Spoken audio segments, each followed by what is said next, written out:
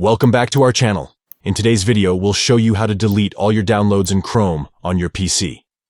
If your download folder is cluttered or you simply want to clear it out, follow these easy steps. Step 1. Open Chrome.